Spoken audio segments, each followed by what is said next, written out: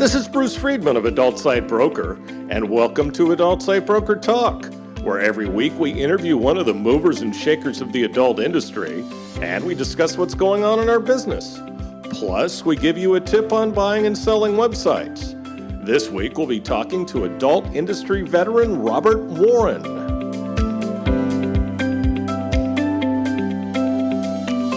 First of all, today, let's cover what's going on in our industry. Satisfyer has announced the launch of an Instagram campaign celebrating International Women's Day to run through March 14th. As part of the promo, the company is using the hashtag #ChooseToChallenge and calling upon users across the world to add their own words to the statement, "Sexual freedom empowers me too." The company is also tapping into a range of influencers and activists in the Czech Republic, Germany, Spain, France, Poland, Portugal, and the U.S. According to the company, the campaign builds upon Satisfyer's goal to celebrate human sexuality and empower individuals.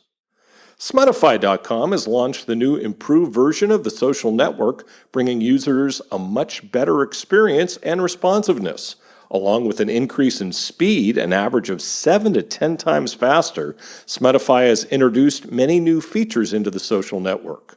Stories, profile visit notifications, pages and groups, cover, profile, and background pictures, improved user privacy, an event calendar, live chat, multi-language functionality, verified profiles and pages, an ad network, and pro profiles.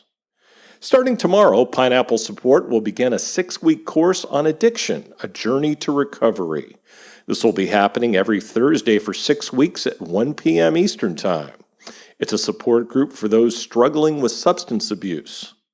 This group will be focused on identifying triggers and coping mechanisms to help members maintain long-term sobriety and prevent relapse. The course is provided by Rachel Farina. Pineapple Support will also provide a weekly motivational support group for performers and producers. This meeting will be for 1.5 hours on Mondays at 7 p.m. Eastern Time. This group will be facilitated by 2 rotating Pineapple Support counselors, Nikki Lyon and Jasmine Johnson. It's meant to be a safe place to express issues or problems an individual may be having in their life at the time and to find additional support.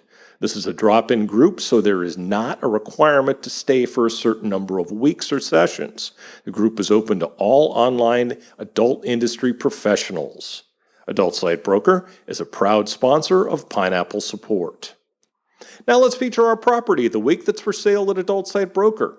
We are proud to be offering a rapidly growing hair shaving site. The site shows women getting their heads shaved. It does not show explicit content, so it's much easier to promote than most adult sites. The site creates an environment for their customers where they feel like they're getting invited to the party of their hair fetish dreams. They love using slogans like, "Come join the party." There's a sister site that is a unique method of hosting their videos in a discreet manner for their customers. The site is fueled by redirects. This is essentially the brains of the whole operation. It handles the billing and rebilling, user information, and video displays. There is also a separate forum and a download store that did $5,000 in sales the first month alone. There is no paid advertising. They go directly to their customers with targeted SEO, YouTube videos, and social media. The community for this niche is very loyal, and the members will help any way they can to see sites like this grow.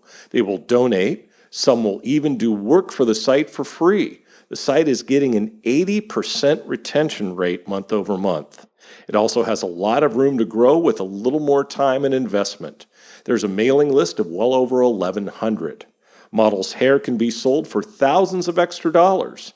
There are trained producers for these shoots who would be happy to stay on after the sale. This great site is available for only $480,000. Now time for this week's interview. My guest today on Adult Site Broker Talk is Robert Warren, the Chief Program Director of My Cam Match. Robert, thanks for being with us today on Adult Site Broker Talk. Oh, my pleasure. My pleasure indeed. Now, Robert is a 28-year veteran of the adult industry. He's been providing long-time professionalism and service as a mentor and moderator on some highly respected webmaster boards. He's also has a long and varied resume in our space. Robert has also spoken at a variety of seminars throughout the years, written numerous articles, appeared on radio programs, and has had many articles written about him. Robert, aka The Legacy, has from the beginning mentored a variety of people, both industry reps or companies who are just starting out. They've contacted Robert for guidance and information to assist them along the way to success. Many owners and successful individuals today owe many of their achievements to Robert, and I got to say that Robert was one of the most helpful people to me when I first started in this business. Easy for me to say. My pleasure, bro. Easy for me to say at this hour. Now, Robert, how did you choose The Legacy as a nickname? Well, first off, thank you very much for the introduction. I mean, God, sure. I feel old now and used. Aren't we both? It's like listening to my obituary right now. Well, I am turning 60 next month, and oh my God! Yeah, I know, eh? I got three on you, bro. You really? Cool. Yep. But during my time prior to the adult industry, I actually was in the seminary for about 7 years, and I'm about a half year away from my master's still. And so I was in my mid-20s, and what happened back then is I had a really wicked and sharp, sarcastic tone about me. Even you can imagine in seminary how that went over. But I remember sitting down at a lunch table, and there was this girl there. I still remember to this day her name. I won't say it. But, oh, come on. Well, her first name was Anne. Okay. So while we were there, I was using my repertoire and just cutting her up like crazy, and everybody was laughing and everything. And then after lunch, I was heading for my first class, and I got there early, and she was sitting in the classroom, and she was just bawling her eyes out. And I remember I sat down beside her, and I was like, what's wrong? And she finally admitted that what I said to her really hit hard, and it hurt her. And just the visual image that my words could do that to somebody really struck home. And I swore from that moment on that I would use my words to build up and to help, and to and to make somebody's, that when people leave me, that they're better than when they first came to me, and that I would want to leave a legacy of that to people. So when I started on Why Not board, I don't know if I can say that. When I started back then, sure. Somebody said, well, you got to create a catch name. And so that immediately came to my mind that when I get into this industry and when I start, I want to be able to help people. I want to be able to build up and use my words to make their lives better. So I want to leave a legacy of positiveness and wisdom to other people if I can give that. So that's where I came up with the legacy. Cool. Now, you mentioned you're soon going to be 60, so young. And that means you've been in the adult industry almost half your life. Yeah. Does it feel like it? Is it true that before entering the adult industry, you mentioned the seminary, you were a pastor and a gospel singer, so you took it to the max there. So yeah. So what caused the transformation? The actual moment of transformation is when I was actually preaching one day, and I looked over, and in my mind I said, who the hell am I to be talking to these people? Like I've never lived a life that I would consider that I could even give any wisdom or whatever. Hey, Robert, it doesn't stop the evangelicals in the States. Yeah, well. And also there was something else that was inside me that's saying you're meant for something different than this. So I left, as I said, half a year away from my master's, and I left, and I started, quite honestly, I started working, and I created an advertising firm in Toronto called In Your Face Media, Good name. which then kind of moved towards creating adult stuff. And then I started working with Python. Yeah. And back then, even they were like, this is what you did. But what this, if anything, has taught me is that, especially in this industry, is that you need is I treat people with respect and with kindness to everybody. Sure. And I look at it this way, and I've said this to many people, it's like, I don't see anybody as any better than me or worse than me. Sure. And if you think that you're better, I'm going to knock you down. If you think you're worse, I'm going to pull you up and help you. Nice. And if you think that we're the same, then you and I are going to be friends. Yep. And I've kind of done that, and it's kind of helped me to be the person I am. I mean, after this many years, and I think I'm pretty much one of the longest. Yeah. I've never done a poll, but after all these years, I can't really think of anybody that I would say is my enemy. You're one of the longest that's still alive. That's well, let's not push that thought. But I even, as I said, but after all these years, I don't have any enemies. And that's something to be said, especially in this industry, because when you're on webmaster boards, and you know that as well, there's always fighting and bickering and problems and things like that.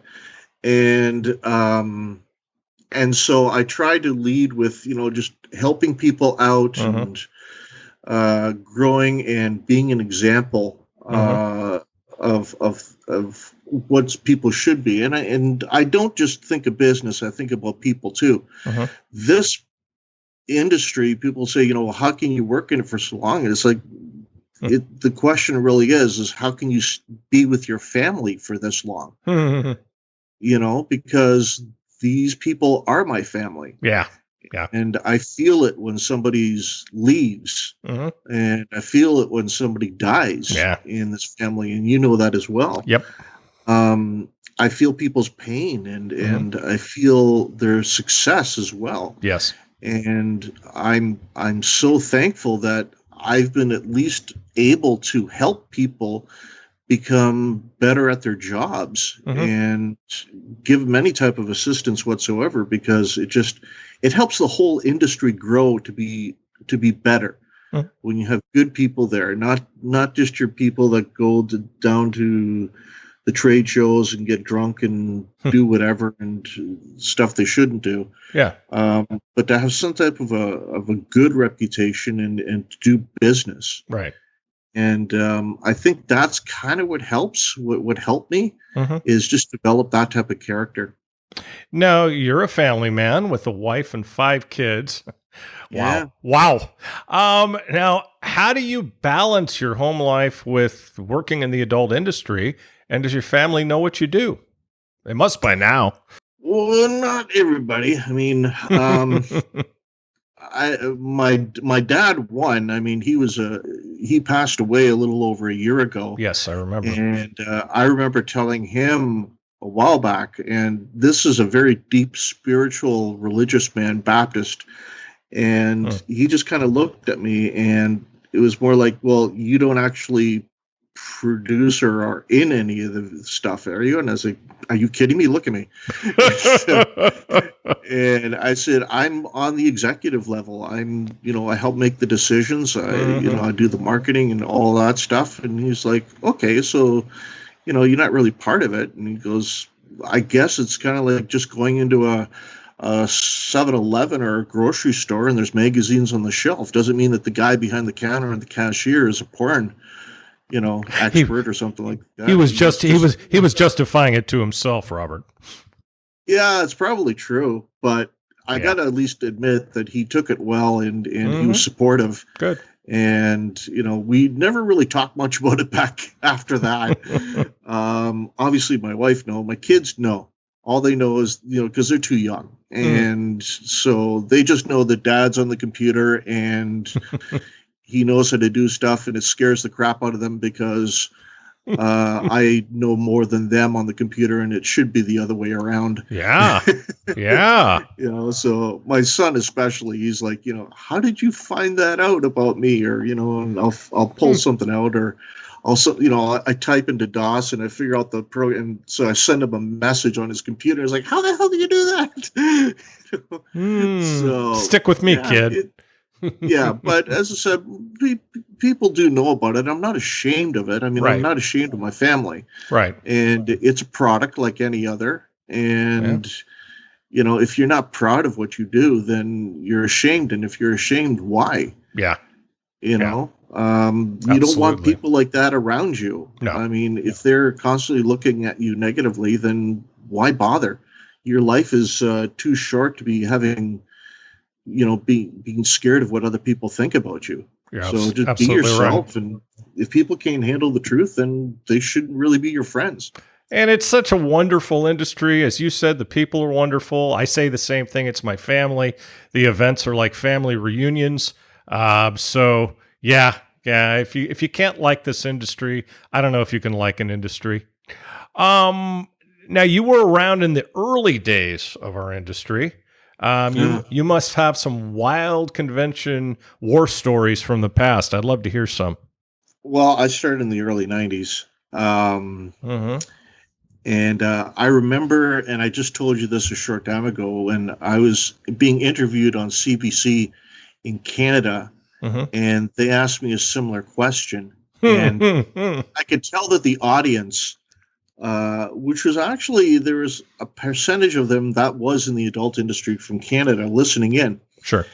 And, people love to hear stories that are going on. And so I remember telling them right off the bat, I said, imagine going to Vegas and you see, and you're a tourist and you see all the wonderful flashing and blinking lights and the light shows going on and the whole thing. And everybody's going, ooh and ah. And it's like the announcer was like, yeah. And I said, okay. So you got all of these tourists running around, snapping pictures of the lights and the trade, all that stuff going on. I said, now, imagine you're the poor bastard that has to go around and change all the light bulbs. That's me. There comes a point in time where you don't even want to see another light bulb, much less talk about a light bulb. I'm so over. I'm so over Vegas. Yeah. So, I mean, there was a time I remember a long time ago, and it still is talked about on some of the boards where there was a cam company that wanted to expand, and I told them, I said, if you just let me do what I have to do, I'll guarantee you in 3 months that everybody will talk about you. So I found a guy that was the most hated on the boards, and I offered for him to come up to Toronto, and we found Lanny Barbie, who's working with Vivid, absolutely stunning girl. And we told him, it's like, you get here, we'll dress you up, and you can basically fuck her. And if you can do the money shot, then there you go, and I'll set you up with in an actual movie. But if you can't, then she's going to take a strap on and fuck you up the ass. Oh my God! And that's the deal. So I have a feeling. I know how this came out. You know exactly where this is going. Well, sure enough, he got up there, couldn't do it. I even had 5 girls around him. For motivation. And I mean, as if Lanny Barbie wasn't enough. And sure enough, he couldn't do it. And prior to that, I had him on radio shows and all that stuff. He was talking to Ron Jeremy and Jenna Jameson and all these people. I had arranged with some people to do that. And we were giving him advice and the whole thing, built it right up. The owners, they were like, no matter where they went from the airport to Vegas, that's all that they talked about was the show. And he couldn't get it up. And years after that, he still blames me for setting him up for it. Okay, I got to know who this is. What, his name? Yeah. Lawrence Connor. I remember that name. Yeah. Yeah, you would. Okay. Because that's what I mean. And that happened probably about 15, 17 years ago. Yeah. And you still remember the name. Oh, I thought it might be Bad Dog or something. Oh, God, no. love him. He's a great man. That makes one of us. But anyway, go ahead. The other Another special memory I have is I was personally invited to go to the Playboy Mansion when I was out in LA. Hmm. I didn't have a ticket, and I remember the people came up to me and said it wouldn't be the same if you weren't there. So I Oh. got there, and it was wonderful there. Martina Warren, who's an absolutely stunning woman. We had the same last name, and she was Hmm. sick and tired of getting harassed. So then we went around telling other people that we were husband and wife, Oh shit. and so people would How back fun. off of her. How fun. And so she was my American wife at the time, Oh God. and we went to the mansion together. Yeah. And I played on Hef's table. I met Hef Mm, himself. And nice. then later on in the evening, Mark from Too Much that we Mm, just talked about, hmm. him and I sat out on the front steps of the Playboy Mansion smoking weed. Hmm. Why not? And that to me, that is just sticks in my mind That's a good as one. being one of That's a good. that was a good one. That's And a good one. They stopped doing the Playboy tour, of course, a few years ago when they sold the mansion. And I went to my first ever LA show last January. right. Um, I being in this wonderful weather in Thailand, I'm not too motivated to come out for winter shows, but this year or last year I did, and I'm like, but I got to tour Playboy, and that was kind of fun. That's really cool. It is a great place. I had a lot of fun. Hmm. Although there was a lot of crazy stuff going on. I mean, Sure. this is the fun thing. Mark was noticing that there was these whole bunch of Playboy models all standing around me, and I had my phone out, and there was a bunch of guys that obviously there's guys who are just like so shy of talking to beautiful women, Huh. and I'm sitting there. I got like five girls around me or something like that, and they're going, what is the legacy doing that he's got all these girls around him? And Mark just kind of sneaks up and looks over my shoulder, and he sees me sitting there showing the girls my family photos, Oh yeah. Oh yeah. kids. I'm Oh. talking about my kids, and they're all going, Oh, "Oh, of course. Oh, look. If you want to, if you want to appeal to women, show them kids and show them pets. That's what you as do. long as they're yours." Yes, yes. Well, we got a big family of four doggies, as you well know. Yeah, So there are several companies out there that you help put on the map. Why didn't you leave those companies and start your own consulting firm? that's a very good question. I know. That's why I asked it. So yeah, that's why you asked it. Um, they're the companies that are out there that I've helped. There's different types of companies in this industry, in any industry. As you know, Mm-hmm. there's the Mm-hmm. account-based company, Mm-hmm. which is basically a company that's run by accountants, Hmm. right? And everything is, Hate those. penny pinching. You can't spend on anything. Mm-mm. You got to do everything for free, and then they bitch at you because why isn't this happening faster? Mm-hmm.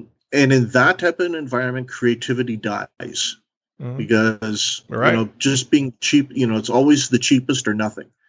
Then there's the micromanaged based companies Mm-hmm. where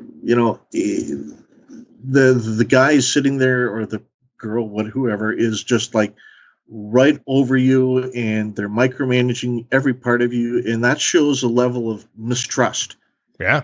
And it's to me, it's kind of like, well, if you hire this person and you don't trust them to do their job, then why? Then it's your fault for hiring people that you don't. Well, that's also a personality deficit of some people that are just super controlling Well, and they're type A personalities. yeah. Well, I'm type A, but I'm not controlling. But there you go. Yeah. But so in that particular situation, again, creativity dies Yes. because anytime you bring up something, bam, Mhm. it's just micromanaged. Then Yeah, it's not their idea.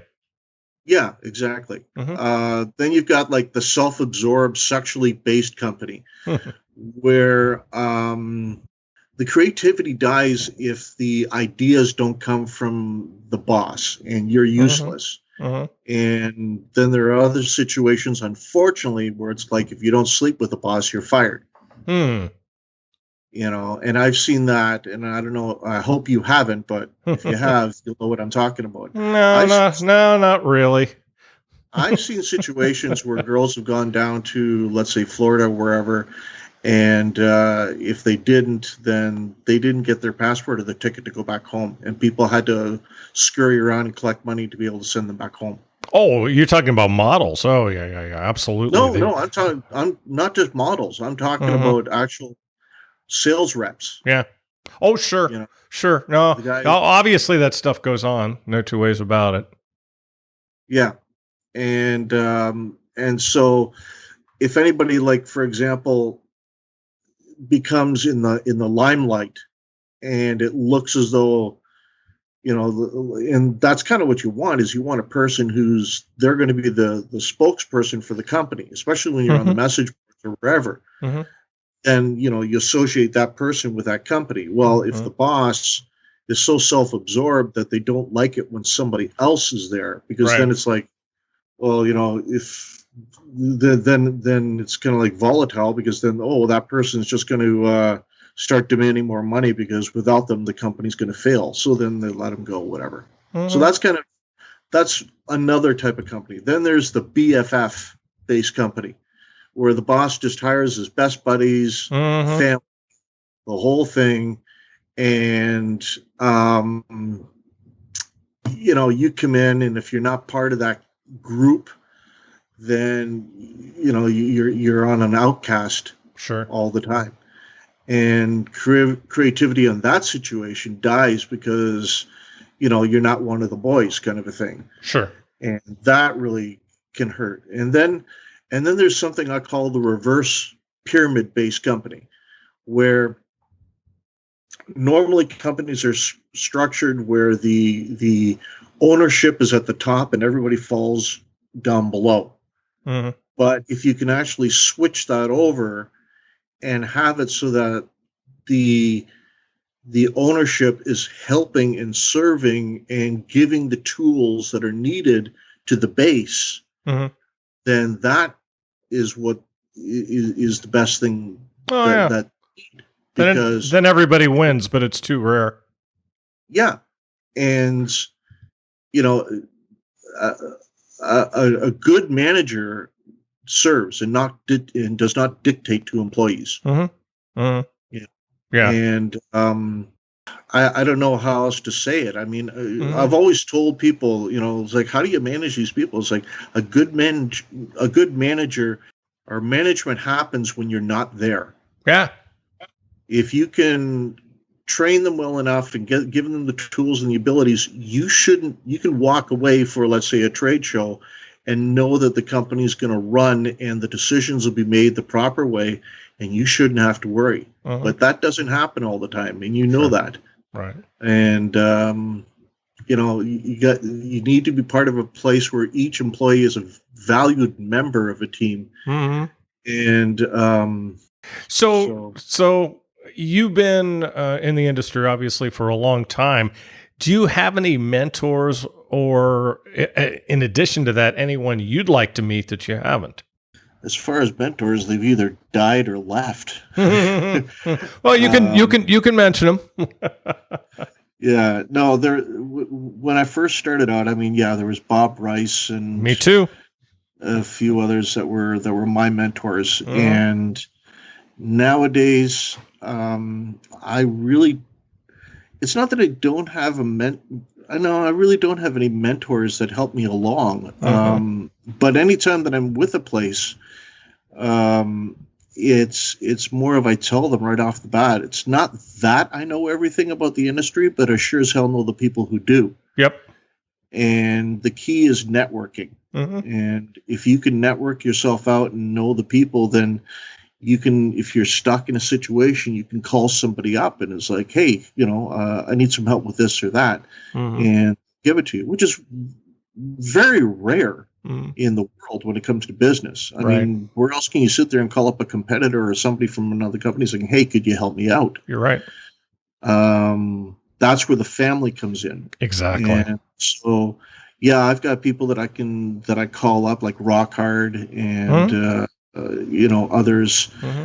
where and Mark as well that I talk Mm-hmm. to, where I can just sit there and say, hey, I need a little help in this area just to kind of clarify something. Mm-hmm. But as far as a mentor, no, they've either passed away or just aren't in the industry anymore. Mm-hmm. The people that I'd like to meet, even back then, I've pretty much met everybody that I would want to meet. Mm-hmm. Today, though, I would say that there's one model, and this is going to sound really strange. I'm not hooked on models or anything like Mm-hmm. that. I don't watch a lot, but there's one person who I think when they do their show or they do their clips or whatever, they're so believable. And that's somebody called Zev Bellringer. Mm-hmm. And I whenever I've seen anything of her, you just feel as though you're right there. Like she really does POV Mm-hmm. and everything extremely well. And I think Mm-hmm. she she'd be the only person that I would want to meet just to be able to say, "Good job." So she really ring. So you're saying she really rings your bell, I knew you were going to huh? go there. How could I not? Come on, how could I not?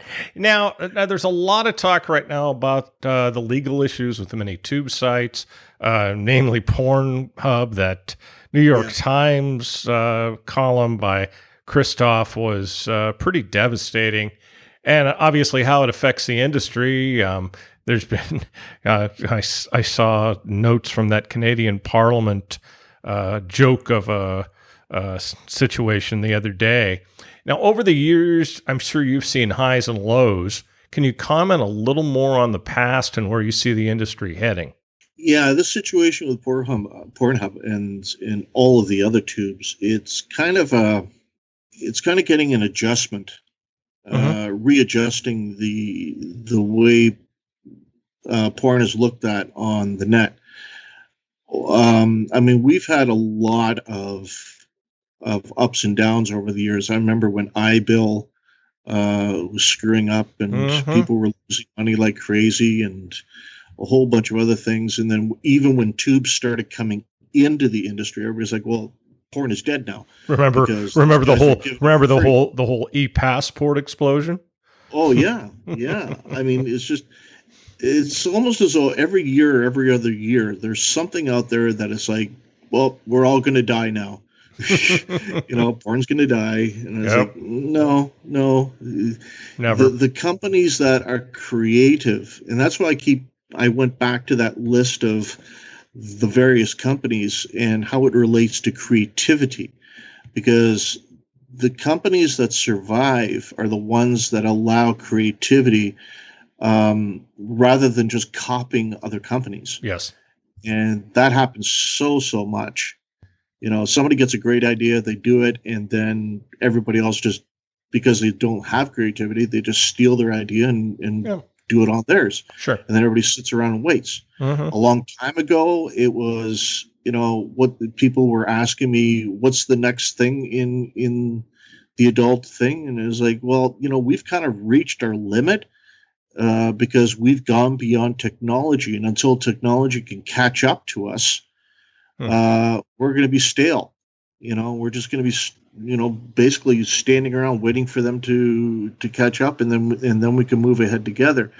I think that's happening now because, Hmm. I mean, we're even talking about Elon Musk and Hmm. everybody trying to implant chips into our head and getting technology a different way and being able to see uh, virtual um, virtual reality Mm-hmm. in a totally different way, so very similar to the Matrix. Right. And that's not too far away. I mean, he wants to do those chips in a year and they're available. Hmm. So if we can remember the movie Brainstorm from in the 80s? I do not. Okay. It's a movie about where somebody puts on this headgear and you can actually copy somebody's visual and feelings in it. And somebody created a porn movie and it was on it, like just, on the side. But the whole premise of the movie was, somebody died, they had the helmet on, and then you could take a trip and see what they saw when they died. Brilliant movie, but that type of technology where you can actually sense and feel what's happening is going to be coming up. Mm-hmm. That's going to be the big boost. As far as for the industry itself in the past, yeah. I mean, we all bitched and complained when tubes started coming out. And at that time, I started telling people, it's like, you know what? Adapt. Yep. Use it to your advantage. Adapt or die, and many died. Yeah, many died. And the ones who adapted, well, guess what? Everybody started putting banners on it and started uploading their videos. And guess what? Now you look and it's like the majority of their traffic comes from tube sites. Yeah, Pornhub Premium, Yeah, I mean they do very well with that. Yeah, and it didn't. It really hurt the people that had solo sites. But there was this massive flood of that. Plus, there was an increase of webcams too. Yes. But now that something's happening to the tube sites, now everybody's scrambling around going, what do we do? And it's like, well, how about what happened before tube sites were there? Yeah. Exactly. Be creative. Be creative. I always tell people, be creative. Come up, do something that's better than everybody else, and you'll succeed. And really, it's the same advice you should give people in any business. Exactly. And that's the problem is that, if somebody's not being creative, or if somebody falls into those categories before, and this goes back, I think originally, I hope I answered your question as to why I was leaving certain companies. It was either because I had finished what I felt as though I needed to be done, or two, they were part of one of those kind of companies, and it was just, I can't move on with that. Or three, the creativity was so dead that I just would have been just another dot in the flock, and I couldn't take it anywhere. So why bother? I'm just not going to sit there and collect a paycheck for doing nothing. That's why I don't work for anybody, buddy.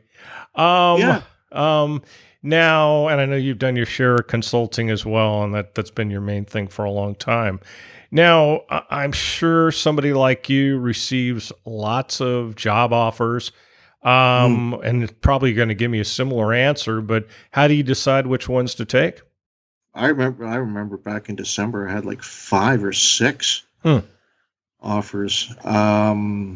If I can see the potential, if I can visualize the potential of where they can be, is one thing. Number 2, I look at the type of ownership in the people that I'm working with.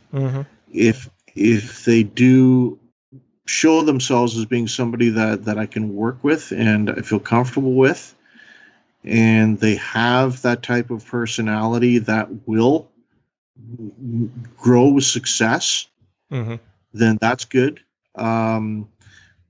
I mean, ultimately, at the end of the day, and this is probably because of my age, I mean, family is really, really important to me. Sure.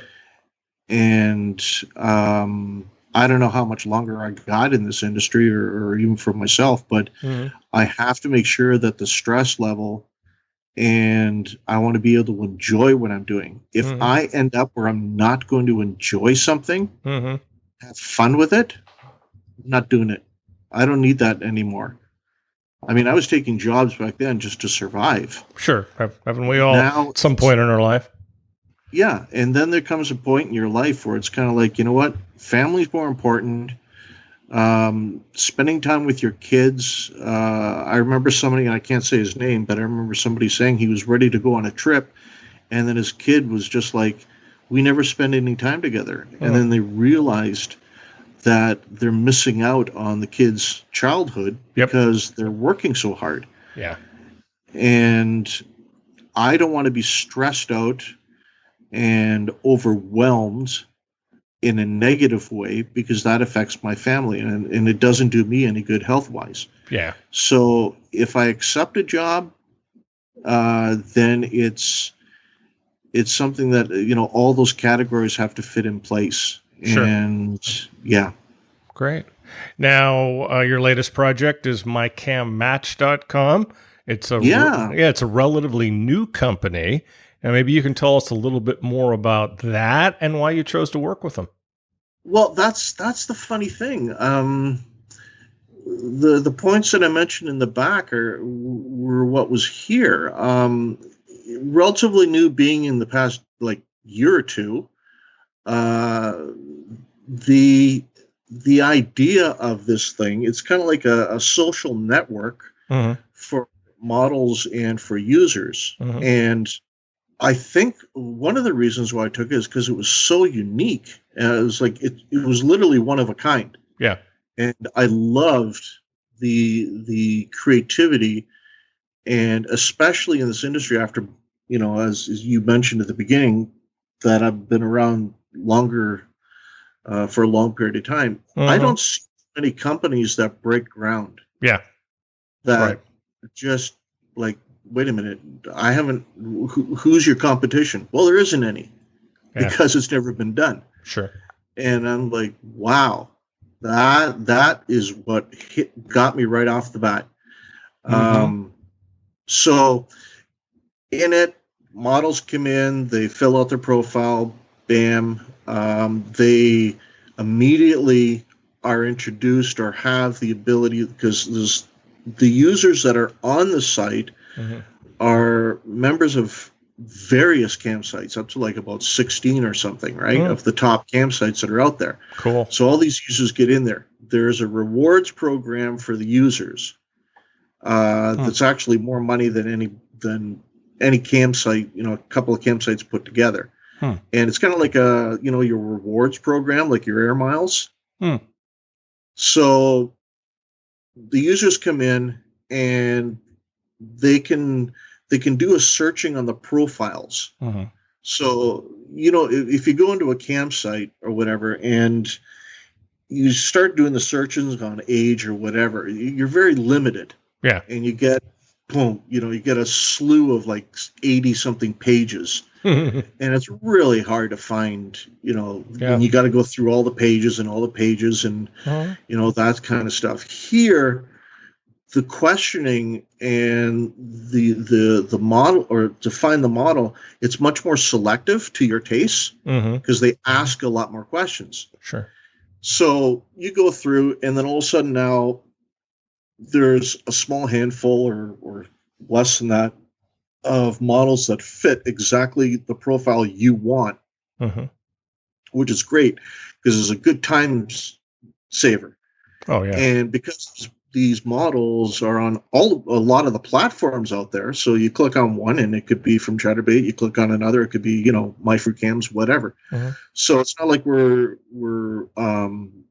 showing favoritism to any campsite. We're showing the favoritism to the girls, because the more they fill out on their profile as to what they like, the easier it's going to be able to find a user that will spend money on them. This is where it benefits the girls, because the girls are always, they waste a lot of their times talking to guys, and it's like, after a while, it's like, oh, I don't like that, and then they take off. Where here, it's like when you get a user that actually likes what you like, then you have a little bit more of a relationship and a connection. Right. Not to mention that the guy's now got more rewards on top of the money he was already going to spend. Okay, so that benefits the girls. That's fantastic. And we all know that when you're sitting there and you're a cam model, male or female, what is the most important thing that you should be told is develop a relationship with your client, with your user. Oh yeah. Right? That's what's going to make you money, is developing a relationship. And then how are relationships developed? Well, based upon interests, common interests. So if you have a site that actually has more of the questions that would match up those common interests, then you're going to have not only a good discussion, somebody that you like, who likes what you like, but you're also going to have a member who's probably going to be a longtime member spending a lot more money on you. Sure. And on the guy's side, it's like, hey, I like a girl. I got a girl now who likes what I like, and I don't have to sit there and waste my time 3 hours going through all these multiple pages and asking questions and sitting in chat rooms and listening to her, having her taking off for 20 minutes to go on a private session or whatever, and then I got to sit around and wait to see as to whether she likes what I like. Mm-hmm. So it cuts the time down a huge amount. Oh, yeah. And on top of it, when you do find the person you like, guess what? You got the reward points. As I mentioned before. Yeah. So it's win-win on both sides. Yeah. And then with the girls, they're sitting there, and if they're on page 30, they're not going to get a lot of traffic down there at that level. So it's like, I can go to Twitter and I can go here, and then you got to spend so much time being able to build traffic up. Right. Well, here, the traffic is kind of sitting there because the people that, number one, you're trying to build a relationship for, you have more connections, but at the same time, you have more users, more traffic now, so that on the site, they can book a private session with you, right on the site. Mm-hmm. So, go here, okay, I want to have a private one-on-one, bam, bam, bam, then they can message you, and then the two of you can connect, and they go to whatever campsite you're a part of and start spending money.